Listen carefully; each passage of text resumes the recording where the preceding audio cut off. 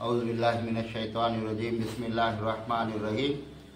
यसअलूनका अनिल खम्रि वल मैसिर कुल फ़ीहिमा इस्मुन कबीरुन व मनाफ़िउ लिन्नास व इस्मुहुमा अकबरु मिन नफ़इहिमा व यसअलूनका माज़ा युनफ़िक़ून क़ुलिल अफ़्व कज़ालिका युबय्यिनुल्लाहु लकुमुल आयाति लअल्लकुम ततफ़क्करून।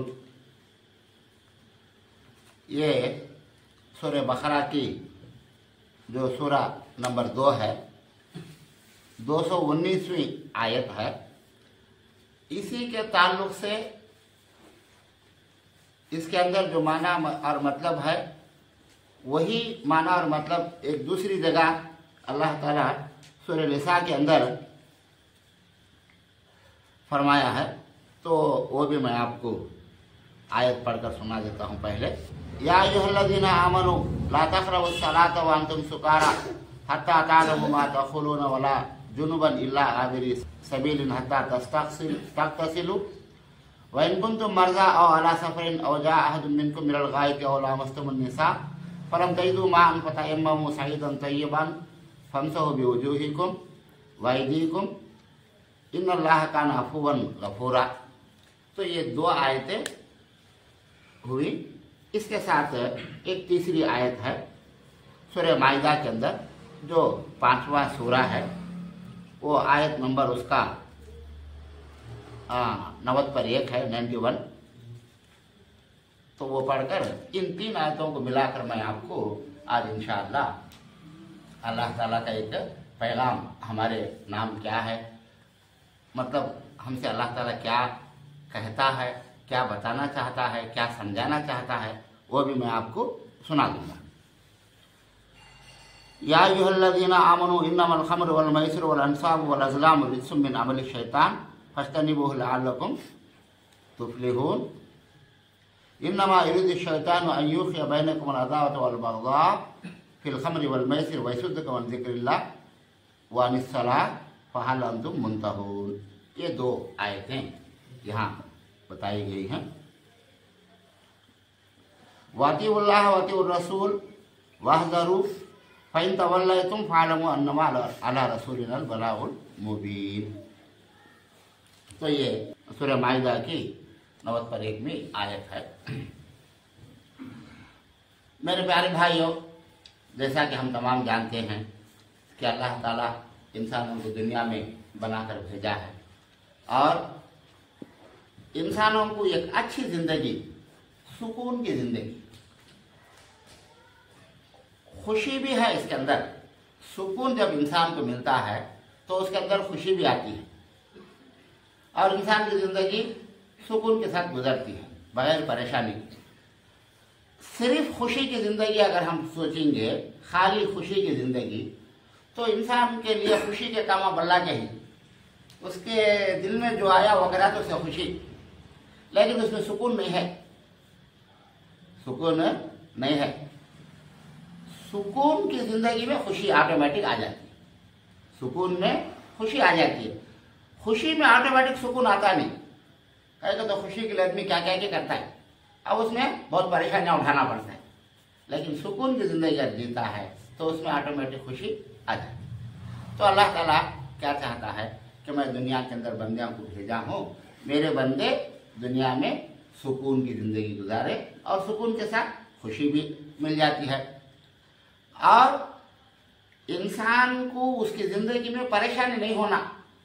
अल्लाह क्या चाहता है, उन्हें करते सो कामासु से परेशानी होना नहीं। अच्छे कामा कर भाई, तुझे परेशानी होती नहीं, किसी किस्म की आराम की जिंदगी तो गुजार सकता है। तेरी जिंदगी भी आराम से गुजरती है, दूसरों को भी तो तकलीफ देना नहीं, दूसरों को भी तकलीफ होना नहीं तेरी तरफ से। तो ये अल्लाह ताला चाहता है। और इन सारी बातों का अहम मकसद, असल मकसद क्या है, जड़ क्या है, इन सारी बातों की जड़ कि इंसान की ये दुनिया हमेशा रहने की जगह नहीं है, चंद दिन रहने की है, 50 साल, 60 साल, 70, 80, 100 साल। उसके बाद ये दुनिया को छोड़कर असली जिंदगी और हमेशा की जिंदगी की तरफ उधर जाना है। तो उसकी तैयारी का, ये दुनिया में उस जिंदगी की जो हमको, वो जिंदगी जो हमको मिलने वाली है उसकी तैयारी करो। उसकी तैयारी करके यहाँ जिंदगी बसर करो, अपनी मर्जी से जिंदगी बसर मत करो। अपनी मर्जी से तुम जिंदगी बसर करेंगे तो वो जिंदगी की तैयारी नहीं कर सकेंगे, नहीं कर सकते। तो इसलिए अल्लाह ताला एक चीज मैटर को 3 जगह बताया है अलग अलग तरीके से। वो तीनों चीजें मैं आपको आज बताऊंगा। तो पहली जो आयत मैं आपके सामने पढ़कर सुनाया, वो आयत यसअलूनका अनिल खम्रि वल मैसिर, ऐ नबी आपसे लोग शराब और जुए का मसला पूछते हैं, आप कह दीजिए इन दोनों में बहुत बड़ा गुनाह है और लोगों को उससे दुनियावी फायदा भी होता है, लेकिन उनका गुनाह उनके नफे से बहुत ज्यादा है। इंसान को आदत उसकी खाने पीने की चीजों में ये शराब करने की चीज जो है वो इंसान को क्या होती है, उसका होश खो जाता, बेहोश हो जाता है आदमी शराब पीने से। और शराब पीकर आदमी अपने आपे से बाहर हो जाता है। आपे से बाहर हो जाना तो क्या कंट्रोल कर सकता नहीं, बातचीत में भी कंट्रोल कर सकता नहीं, चलने फिरने में भी कंट्रोल कर सकता नहीं अगर ज्यादा पी लिया तो। उसके बाद उसकी सेहत भी उसमें बिगड़ती चली जाती है, बीमारियां भी आते चले जाती है। और शराब पीकर आदमी क्या क्या काम करता है, बाद में अफसोस कर लेता है, अरे मैं ये काम करना नहीं था, कहीं तो करे काम। लेकिन शराब नहीं पिया रहता तो वो काम नहीं करता, पीने की वजह से पैसे कामा, चंद कामा, थोड़े कामा ऐसे इंसान कर रहा है। तो आज हम देखेंगे तो सारी दुनिया में ये चीज आम है। आम मतलब जनरल, उसे एक जमाना ऐसा था हमारे बचपन में, लोग उसे आयब समझते थे, पीने वाले बहुत कम थे और डरते थे पीने वाले। भाई हजरता देखे तो क्या बोलेंगे, नहीं माँ बाप देखे तो क्या बोलेंगे, नहीं गाँव के बड़े आदमी देखेंगे तो क्या बोलेंगे, मुआशरे में हमारा इज्जत रहती नहीं, सब तो पीते थे। लेकिन आज कैसा हो गया है, पीने वाले को देखकर हजरता मुंह फिरा लेके जाने काम हो गया है। माँ बाप भी बच्चों को देखकर पीता है करके उसे डांटना, उसे समझाने के बजाय सर पकड़ के मुंडी फिरा कर सर फिरा के चले जाते। ऐसा हाल हो गया है। पहले बहुत कम लोग थे, लेकिन आज नहीं पीने वाले बहुत कम लोग हैं, नहीं पीने वाले बहुत कम लोग हैं। और यहाँ तक कि बच्चों के अंदर भी वो आदत आजकल आ गई है, 12-13 साल 15 साल के बच्चों के अंदर भी वो आदत आ गई है।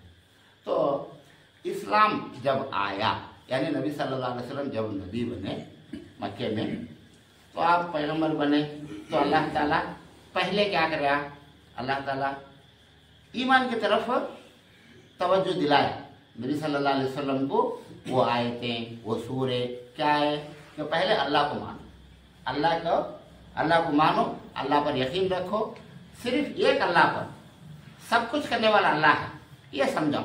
ये समझाते फिर नमाज भी दी गई आपको, नमाज पढ़ते थे। रोजे फर्ज नहीं हुए मक्के में 13 साल में नबी सल्लल्लाहु अलैहि वसल्लम का काम यही था, क्या, ईमान की दावत देना, ईमान की तरफ बुलाना, लोगों को समझाना और अल्लाह की इबादत करना, नमाज पढ़ना, ये 2 चीजें थी। और बुरी चीजों से बचना, बुरे कामों से बचना, ये समझाते थे। फिर मदीने को आने के बाद बाकायदा मस्जिद बनाई गई, मस्जिद में अजान दी गई, फिर नमाज जमात के साथ 5 वक्त अदा की गई। 5 वक्त की नमाज मक्के में भी फर्ज हुई थी, लेकिन जमात की शक्ल में मस्जिद में बैठकर नमाज पढ़ना, ये मस्जिद में आकर जमात के साथ नमाज पढ़ना कहाँ शुरू हुआ, मदीने में शुरू हुआ। तो अल्लाह ताला आहिस्ता आहिस्ता एक एक हुक्म देता है। जैसा बच्चा पैदा होता है तो आहिस्ता आहिस्ता बड़ा होता है, पहले माँ का दूध पीता है, फिर चंद दिन के बाद कुछ खाता है, फिर रेंगता है, बैठता है, रेंगता है, फिर आहिस्ता आहिस्ता खत्म डग्गा डालता है, उसके बाद चलता है, उसके बाद दौड़ता है। दादा भी बाद में कब की आती 6-7 महीने के बाद, वो ऐसे दाता उखड़ कर फिर दूसरे दाता आता है। तो कैसा इंसान की जिंदगी स्टेज बाय स्टेज जैसा होती है। अब शादी होने के लिए उसे 17-18 साल 20 साल होना, पैदा होती है 2-3 साल को शादी करते नहीं, 5-6 साल को शादी करते नहीं। अगर सब लोग करते हैं तो सिर्फ रिवाज के वास्ते करते हैं। इंसान वो उम्र में जिंदगी, शादी की जिंदगी गुजारने के लायक नहीं रहता। अल्लाह पैदा कराने का इंसानियत भी क्या, इंसानियत है, लेकिन उसका एक एक हिसाब है, एक एक स्टेज है। इतने दिन के बाद ये काम, इतने दिन के बाद ये काम। तो ऐसा अल्लाह ताला इस्लाम के कानूना में पूरे 21 दिन जगह ले।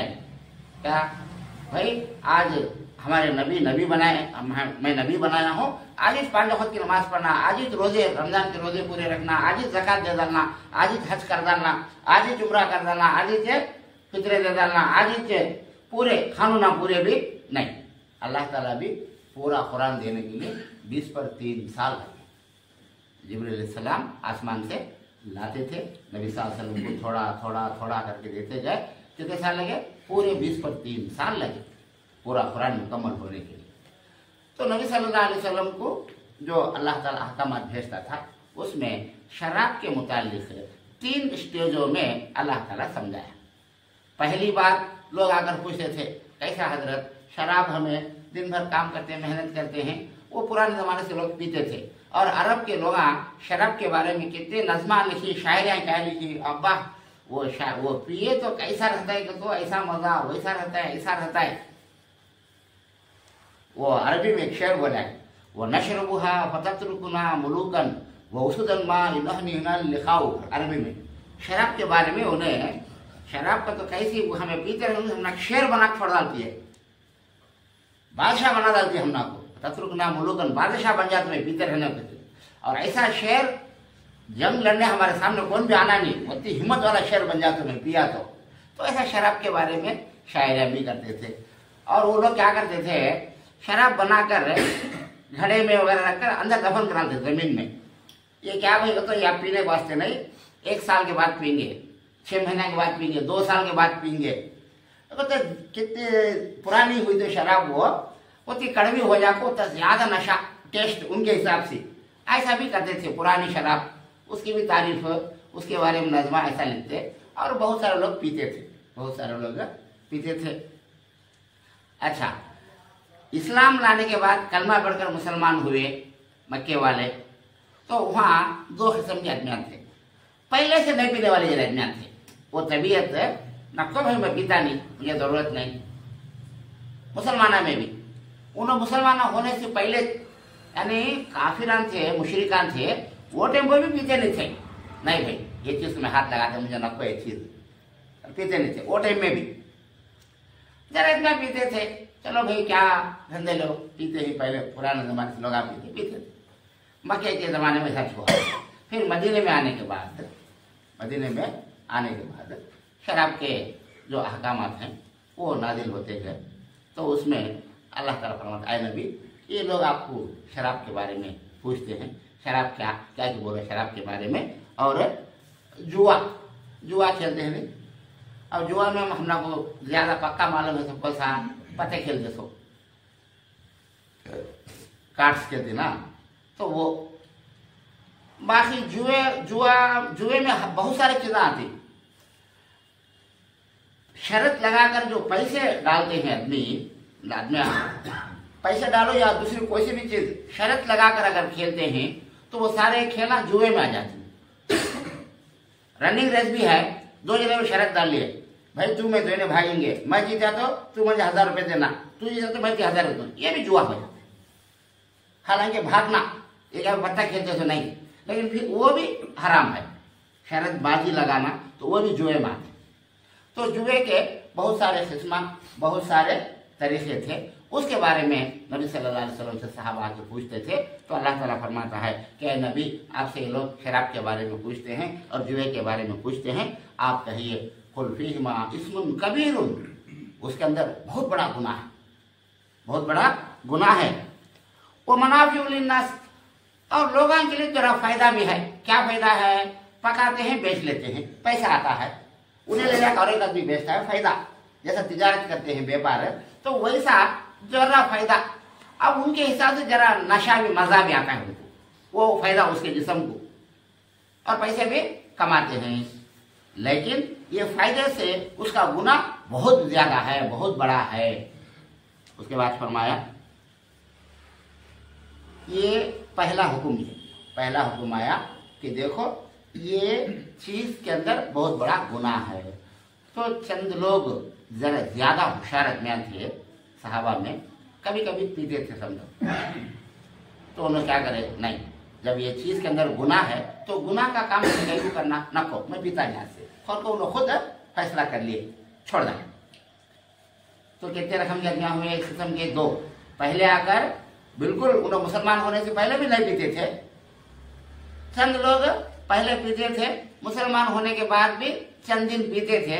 जब ये आयत आई तो छोड़ दो, नहीं अब छोड़, पीता नहीं, ये मैं हमारे लिए लायक नहीं है, छोड़।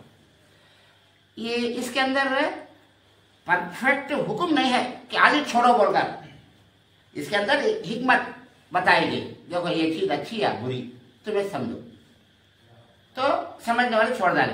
चंद लोग थे उन्होंने पीते थे फिर भी, तो उसके बाद अल्लाह ताला क्या फरमाया, पी कर क्या करते, कामा धामा जाते इधर उधर, वो पीते, नमाज का टाइम है तो नमाज को अंदर आ जाते मस्जिद में, नशे की हालत में आ जाते। आप और आप नमाज में खड़े होकर ऐसा डोलना या कुछ आगे पीछे होना, बात आती है। तो इसके लिए अल्लाह ताला क्या करा, एक दूसरा स्टेप क्या दिया, दूसरे स्टेप में सूरह निसा के अंदर 40/3 में आयत में अल्लाह ताला फरमाया, ला तक़रबुस सलात व अंतुम सुकारा, भाई तुम्हें नशे की हालत में ही तो नमाज के नजदीक आओ ना को, तुम्हें मस्जिद को आओ ना को, अंदर नमाज पढ़ो ना को तुम्हें, तो क्या अल्लाह नमाज पढ़ो ना को तो बोले नहीं, वो असल में वैसी हालत में नमाज को आओ ना को तुम्हें, तो क्या नमाज का सिस्टम छोड़ डालो, नमाज का सिस्टम को पियो ना को, नशे की हालत में कैसा तुम्हें अल्लाह की इबादत कैसा कबूल होती है। और सूर्य भी तुम्हें आगे पीछे बढ़ता ले जाए काम भी हो जाता है ना, तो उसके वास्ते एक सख्ती का एक हुक्म आया, नमाज के टाइम में, नमाज की तुम्हें आज के टाइम को नशे की हालत में आप नमाज पढ़ना नहीं तुम्हें, तो वो वहाँ को और बहुत सारे आदमी संभल गए, सुधर गए, अरे नहीं नहीं ये गलत, अल्लाह 2 बार समझाया है, अब हमें छोड़ देंगे, बहुत सारे लोग छोड़ा। अब वो बोलते देखो बिल्कुल कम तादाद में, बिल्कुल जल रहे आदमियाँ, 100 में 80 आदमियाँ सुधर गई, अब 10-15 आदमियाँ ही वो जरा ऐसा वैसा है। तो अल्लाह ताला उनकी भी समझाने के लिए सूरह माइदा के अंदर 90/1 में आए थे, उसमें फरमाया, क्या फरमाया, या अय्युहल्लज़ीना आमनू, अब आदमियाँ पुख्ता हो गए ही, घट होते होते होते होते बच्चा बड़ा होता है नहीं, छोटा बच्चा मिसाल के तौर पर छोटा बच्चा नेट ऐसा पोछ लेता है, उसे मारते नहीं, कहीं तो अभी कच्ची अकल उसकी, छोटा बच्चा है, अकल पुख्ता हो नहीं, अभी समझता नहीं है। बच्चे गली में भी पेशाब पैखाना कर लाती, मारते नहीं हमें, उनको धुलाती करती, क्यों, अभी उसकी अकल पुख्ता हो नहीं। जैसे जैसे बड़ा होता है, 10 साल का होगा, या तो गली में पैखाना करा सुनती है हमें, गली वाले सुनते नहीं, हम सुनते नहीं, छोटे बच्चे जाकर बैठे, गली वाले क्या बोलते नहीं, चलो भाई छोटा बच्चा है, उससे अकल नहीं। तो ऐसा उम्र बढ़ती गई तक इंसान की अकल के अंदर भी तरक्की होती जाती है, इंसान अच्छा और बुरे को समझता चले जाता है। तो वैसा इस्लाम के अहकाम भी आहिस्ता आहिस्ता आहिस्ता आहिस्ता अल्लाह ताला अहकाम देता गया, ईमान मजबूत होता गया, आदमियाँ पूरे भी मुसलमान पुख्ता होते गए, घट होते गए, तो आखिर में अल्लाह ताला हराम का हुक्म नाजिल कर दिया। क्या नाजिल करा, या अय्युहल्लज़ीना आमनू, ईमान वालो, इन्नमल खम्रु वल मैसिरु वल अंसाबु वल अज़लामु रिज्सुम मिन अमलि शैतान फज्तनिबू लअल्लकुम तुफ्लिहून। ईमान वालो, बात यही है कि शराब और जुआ और थान और फाल निकालने के पांसे के तीर, ये सब गंदी बातें शैतानी काम हैं, इनसे बिल्कुल अलग रहो ताकि तुम फलाह याब हो जाओ। फलाह याब तो कामयाब होना, तुम्हें अल्लाह के पास कामयाब होना चाहते हैं तो ये चीज़ों से बचो, शराब से बचो, जुए से बचो, और फाल निकालना, ऐसे दूसरे वगैरह चीज़ें सब थे जो जिहालत के काम थे, जिहालत के यानी इस्लाम से पहले के जो काम थे वो सारे काम छोड़ो। अब तुम्हें पाक जिंदगी गुजारते ही एक पाक मकसद के साथ, नबी के साथ ही तुम्हें और अल्लाह के नेक बंदे बनते आ रहे हैं, तो अब वो सारी चीज़ों को छोड़ते चले जाना आहिस्ता आहिस्ता। अब जमाना ज्यादा हो गया, अब समझ लो, समझ कर छोड़ डालो इन सारी चीज़ों को। उसके बाद वो दूसरा हुक्म पीछे से आ गया, इन्नमा युरिदु शैतानु अन युक़िअ बैनकुम अदावत वल बग़ज़ा। शैतान तो यही चाहता है कि शराब और जुए के जरिए से तुम्हारे आपस में अदावत और बुग़्ज़ वाक़े करा दे। शैतान क्या चाहता है? तुम्हें शराब पी को जुआ खेलने की वजह से क्या होना, तुम्हारे अंदर दुश्मनी पैदा हो जाना, तुम्हारे अंदर क्या हो जाना, अदावत आ जाना, कीना कपट आ जाना, एक दूसरे के देखे तो गुस्सा, अंदर से दुश्मनी आ जाना, ये चाहता है। लेकिन इस्लाम क्या चाहता है, अल्लाह ताला क्या चाहता है कि मुसलमान पूरे एक दूसरे के साथ भाई भाई जैसा रहना, मेल मिलाप के साथ रहना, एक दूसरे को साथ देना, एक दूसरे की मदद करना, ये चाहता है अल्लाह ताला। लेकिन शैतान क्या चाहता है? नहीं, इन्हों मिलकर रहना नहीं, इन्हों आपस में प्यार मोहब्बत से रहना नहीं, हमेशा लड़ लेते रहना, मार लेते रहना, झगड़ लेते रहना, इनके अंदर फूट डालना, तो क्या तोड़ डालना है इनको, ये चाहता है। लेकिन अल्लाह ताला क्या चाहता है? मिलाकर रखना चाहता है। तो इसलिए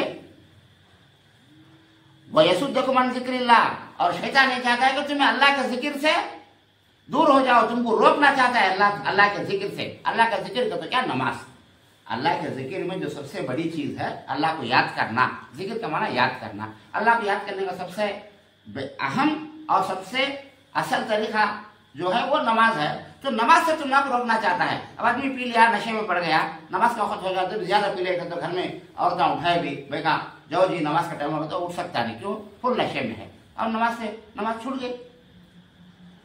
जरा देखिए ना, हमें भी गले में पी को पड़ जाती है, बेचारा रात में पी को सो गया, सुबह में 9-10 बजे तक सूरज की तपिश गर्मी धूप लगती रही तो भी उठने का नाम नहीं, मुँह में मक्खियाँ जाते हैं, कपड़ा हट गया है, क्यों तो पड़ गया है, क्या देखते लोग चले जाते, क्या बोलती फोन पी को मरो, बोलिए बेटे यहाँ मरन से छोड़ो, हम ना कही हमारा काम हम देखी। तो कितनी बेइज्जती, कितनी बदनामी, कितनी बदनामी। और उसे अल्लाह के जिक्र से भी, नमाज भी छुड़ जाती है। ज्यादा पी ले तो क्या, रात में पी ले को सवा दोपहर तक, सवा शाम तक उठा नहीं तो 5 नमाज़ चले गए उसके। तो इस तरीके से तो आखिर में अल्लाह ताला फरमाया अल्लाह के जिक्र से और नमाज से रोकना चाहता है। फहल अंतुम मुंतहून, क्या तुम्हें अभी छोड़ने वाले नहीं हैं? अल्लाह ताला हाँ डराओ हो, इतने बात अच्छे रकम से बोले तो समझ में आता नहीं क्या तुम ना को? पहले वो चीज नुकसान वाली गुने की चीज करके वो समझे, वहां को तो समझ को छोड़ देना था। अक्लमंद को इशारा काफी है, अकल समझ वाले को खाली इशारा करे तो बस समझ जाना, समझे नहीं, फिर भी कंटिन्यू करते थे। नमाज को हम लोग को वो काम करको अगर बोले, वहां को तो समझ जाना था, वहां को समझे नहीं, जर्रे आदमी थे। तो अल्लाह ताला फरमाए क्या अभी छोड़ते नहीं तुम्हें? एक डरावनी को हुक्म अल्लाह की तरफ से। तो हजरत उमर रज़ियल्लाहु तआला अन्हु जो थे, ये आयत सुनते ही इंतहैना या रब्बना, बोले अय अल्लाह हमें सब छोड़ डालते हैं अल्लाह। कहते उन्होंने जब पीते थे कर नहीं, एक ये मुसलमानों की तरफ से एक बात बोले, अल्लाह से दुआ करे जैसा या वादा करे सरकार, नहीं अल्लाह अब हमें करते नहीं मुसलमान कौन भी। तो उस दिन क्या हुआ, जो लोग घर में जरी जुरी रख लिए थे उन्होंने ला करके वो बाटला में, तमालुआ में, लोठा में डाल कर रोड में छाड़ डाले, रोड में फेंक दे थू। अब वो शराब हराम हो गई है, शराब हराम हो गई है। अब शराब के नुकसान तो हम लोग मालूम है, पी को कितने आदमी तबीयत बिगाड़ने को, लिवर खराब हो जाता है, जल जाता है। जरे बच्चे शादी नैसकाज मर गए ही पीते पीते, शादी किए बगैर ही थे जवानी में चले गए। जरे आदमी एक बच्चा शादी हुई या 2 बच्चे पी को मर गए, बीवी को बेवा कर डाले, बच्चा यतीम करके चले गए। तो शराब के अंदर बहुत बड़ा नुकसान है, खुद का भी नुकसान है, दूसरा का भी नुकसान है। अब शादी करके आने वाली जो दुल्हन आती है उन्हें क्या सोच कर आती है, भेजने वाले हमें क्या सोच कर भेजते हैं, हमारे बच्चों की शादी करके भेजते हैं, हमारा दामाद है, हमारा जमी अच्छा पाल लेता है, अच्छा देख लेता है, खुशी सी करके सोचती।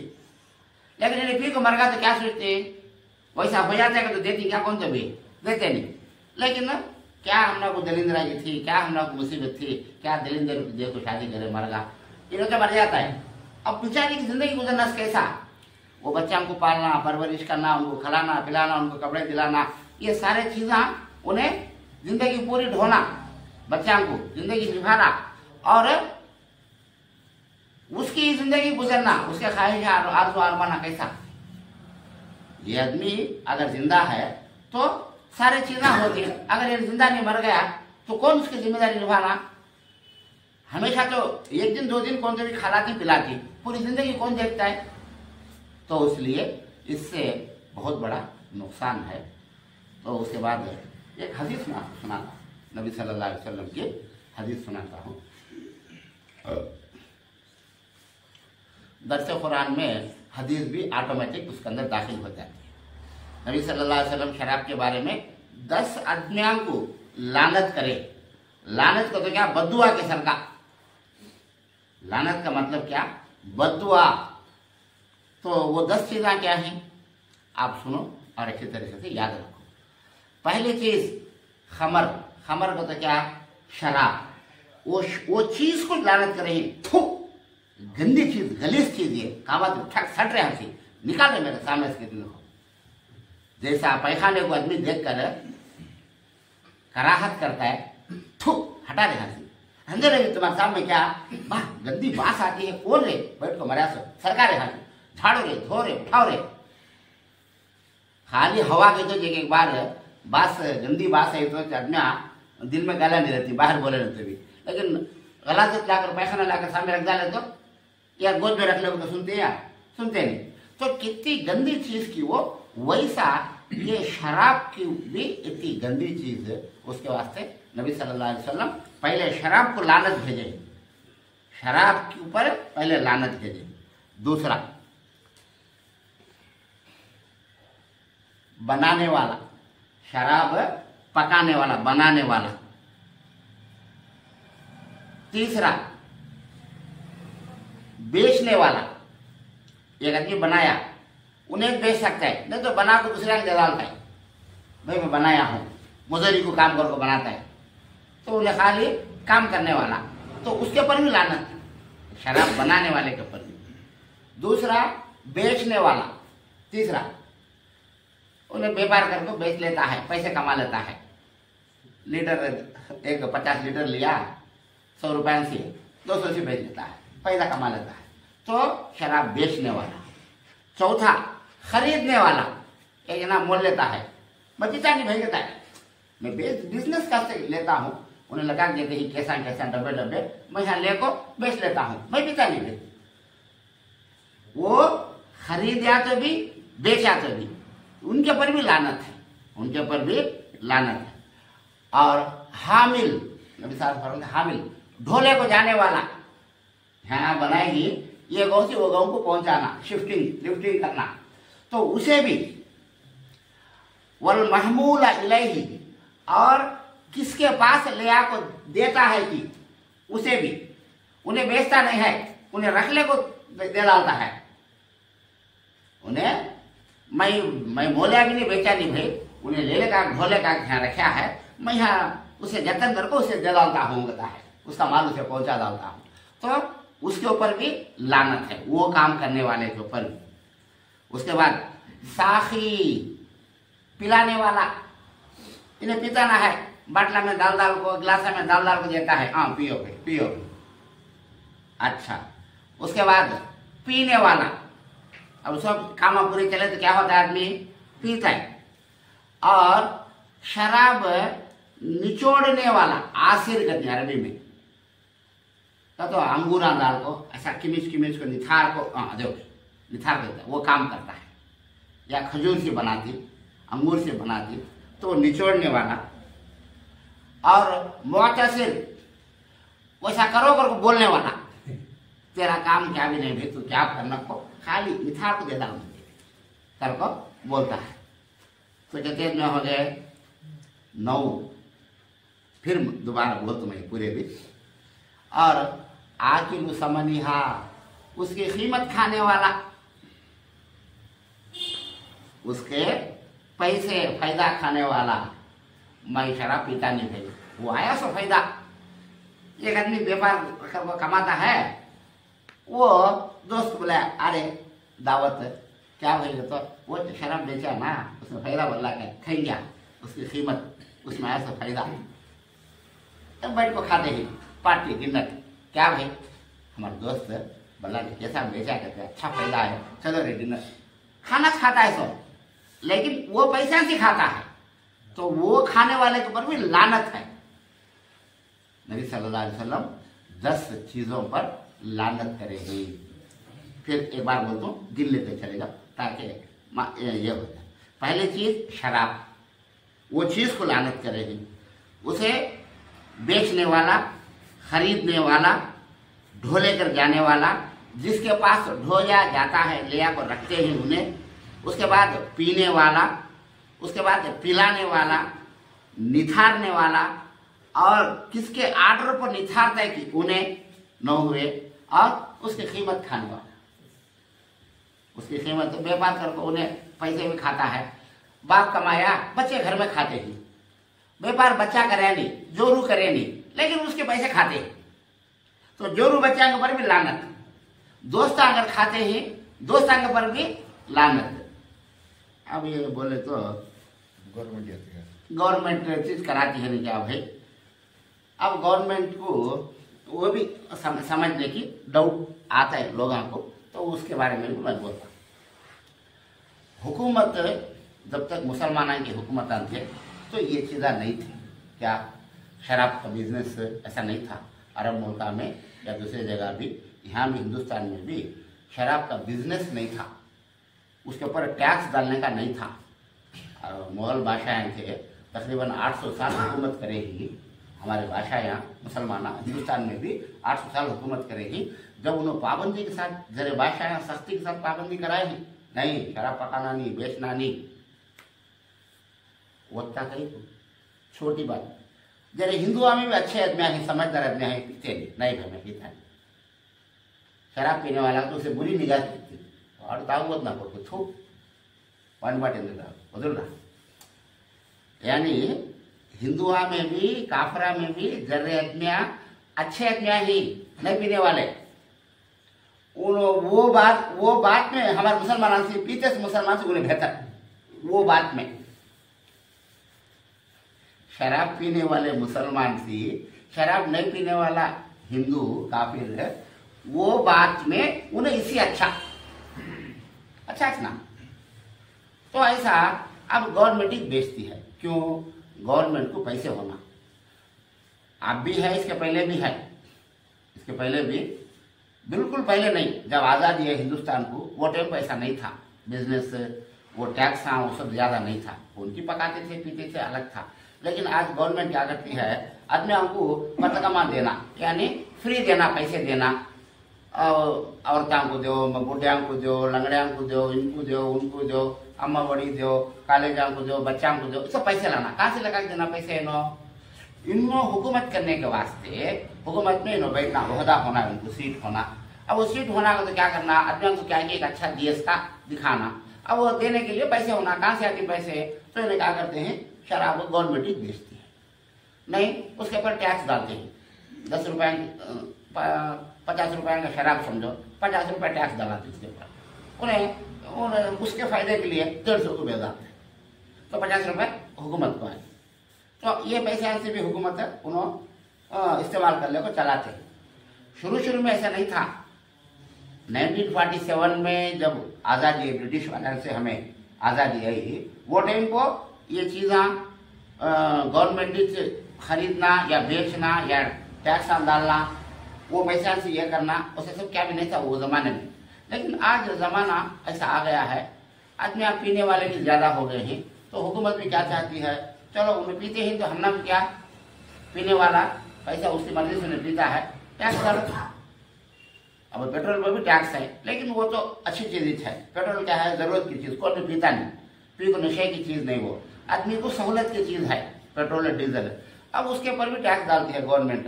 भला की चीज़ों को हमें दाल लो, साबुन लो, तेल लो, चावल लो, हर चीज़, कपड़े लो, कम है, सीमेंट है, हर चीज़ पर भी गवर्नमेंट आवाम को हुकूमत चलाने के वास्ते टैक्स डालती है। अच्छी बात है, कहीं तो डालना सोच, डाले बगैर हुकूमत कैसा चलती है?